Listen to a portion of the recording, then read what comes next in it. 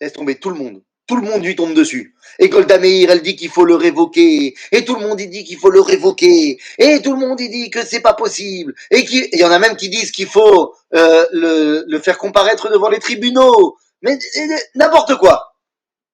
Et arrive le grand jour. Le grand rabbin Ashkenaz. Et à ce moment-là, il n'y a pas de grand rabbin Ashkenaz. C'est justement, c'est la période où le Rav Herzog est décédé et le Rav Unterman n'est pas encore mis en place. Donc il n'y a pas encore de grand rabbin Ashkenaz. Maintenant, les amis, qu'est-ce qui se passe finalement? Là, je vais vous dire ce qui se passe. Il arrive à Megiddo, il lâche pas un mot à la délégation israélienne. Il y a le Premier ministre, le président de l'État, le chef de la Knesset, le chef de la Cour suprême. Ils sont tous venus, genre Kabbalat Panim. Il leur décroche pas un mot, pas un regard, pas un merci, pas un bonjour, rien. Il leur parle pas. Ulosam alenu. Nifnef otam. Il en a fait. Voilà. Ils ont tous été mouchpalim. Ils ont tous été honteux devant le pape, qui a fait son truc, ensuite il est parti, et il est venu à Jérusalem, il a demandé à personne, le voyage il a duré quelques jours, lorsqu'il repart, il repart par la Jordanie, parce qu'il est arrivé par la Jordanie, entre parenthèses, quand il arrive en Jordanie, reçu par le roi de la Jordanie, Kabbalat Panim, il va lui faire une accolade, il va parler, et ensuite il enverra un grand message pontifical, pour remercier son Altesse le roi de Jordanie de sa grande Kabbalat Panim et de... Il n'y a pas Israël dans l'histoire. On ne parle pas d'Israël. Quand les gens voient la réaction du pape, le pouvoir magique du Rav Nissim, une semaine plus tard, tout le monde vient le voir et lui disent « Arav, parce que tu n'es pas venu, Zakafta et Komatenu. Tu as été l'honneur d'Israël. Tu n'as pas rampé devant ce rachat. Enfin, tu étais le seul qui a été la tour de garde de l'honneur d'Israël. » Le delay du Rav Yitzhak Nissim qui a toujours raison. À partir de ce moment-là, Zéou. Tout le monde a compris qui c'était le bonhomme. Seulement, il semblerait que ça suffisait pas. Ça suffisait pas. Ben évidemment que ça suffisait pas. La guerre des 6 jours arrive. Lorsque la guerre des 6 jours arrive, on gagne, on est très content et on oublie. On a parlé du Rav Goren, du Rav Tzvi Yehuda, machin. On oublie que le Rishon LeZion à ce moment-là, c'est le Rav Yitzhak Nissim, qui est le Rishon LeZion de la guerre des 6 jours.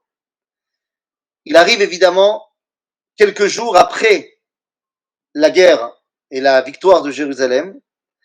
Et la force du Rav Nissim, quand il parle, j'ai dit, c'est une semaine plus tard qu'on comprend ce qu'il a dit. Mais quand il parle pas, c'est sur le moment. Des fois, il parle pas, mais juste il t'a regardé et t'as compris.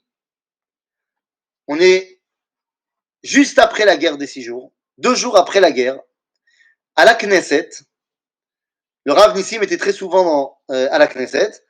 Il arrive à la Knesset et il discute dans un couloir avec 2 Chavrei Knesset. 2 Chavrei Knesset, alors je sais pas si vous connaissez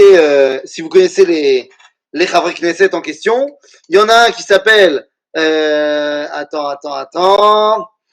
Il s'appelle ah là là, le deuxième je le connais, le prénom Chaver Knesset Shapira, mais comment c'était son prénom? Je me rappelle plus. Shimshon Shapira, et l'autre Chaver Knesset c'est Menachem Begin. Il les voit tous les deux dans les couloirs de la Knesset et il leur demande Kvod Chaver Knesset, est-ce que vous accepteriez de vous joindre à moi demain pour aller dire 10 Pirkei Teilim Bakotel HaMa'aravi. Les 2 Chavrei Knesset, ils se sentent honorés.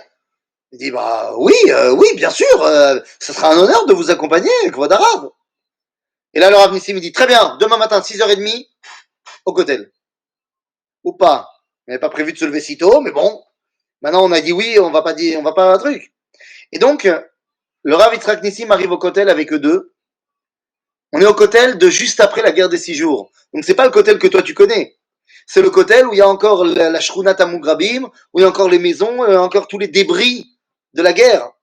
Et il les emmène justement là où il y a tous les débris, là où il y a une canalisation d'égout qui a pété et qui est toujours en train de couler et ça pue. Et il se met là-bas pour prier et faire ses 10 Tehillim.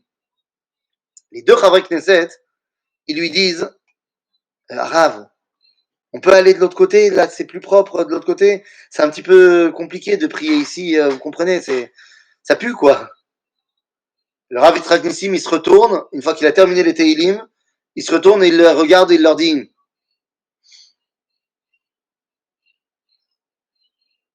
et c'est tout. Ben là c'est bon. Comme il n'a pas parlé, ça prend pas une semaine. On a dit quand il parle, ça prend une semaine. Quand il parle pas, Zémiad. Le lendemain matin, il n'y avait plus de Shrunat Amugrabim. Ils ont tout nettoyé. Ils ont tout commencé à déblayer et à tout nettoyer. Ils se sont compris que c'était Boucha Vecherpa, qu'il y a encore des choses pourries devant le Kotel. Otpam, Arav, Yitzhak, Nissim.